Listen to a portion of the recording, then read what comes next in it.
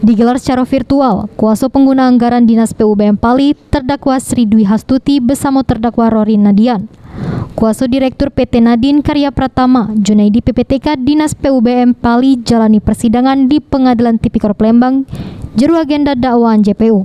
Juru dakwaan JPU terungkap kasus yang terjerat ketiga terdakwa ialah juru proyek pelaksanaan normalisasi Sungai Abab, Kecamatan Abab dari Betung sampai Tanjung Kurung tahun 2018 pada Dinas PUPR Pali, di mana ketiga terdakwa sudah melakukan tindak pidana korupsi dengan modus mengurangi volume pada pelaksanaan normalisasi Sungai Abab di Kabupaten Pali. Kerugian negara yang ditimbul ke juru proyek ini sebesar 3,5 miliar rupiah lebih. Dari JPU didakwanya nerap kedua pasal untuk ketiga terdakwa. Pasal 2 UU RI nomor 20 tahun 2001 tentang Tipikor Junto. Pasal 55 ayat 1 KUHP sama pasal 3 UU RI nomor 20 tahun 2001 tentang Tipikor Junto.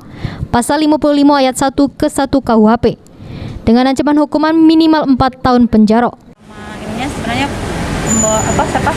Si Rorin ya, terdakwa Rorin ini selaku pemborong.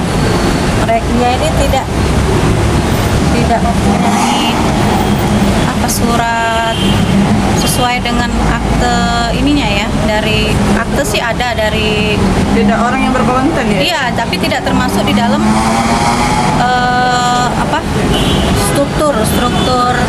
struktur ini dia kan, perusahaannya. Jadi dari awal pun dia udah melakukan kesalahan. Oke, dalam proyek apa ini? Normalisasi Sungai Abab, Kecamatan Abab dari Betung sampai Tanjung Kurung. PU. Kerugian negaranya berapa? Kerugian negaranya sekitar 3 miliar 543.721.750,62 sen. Oke, kalau untuk dakwaan pasal yang dikenakan Pak.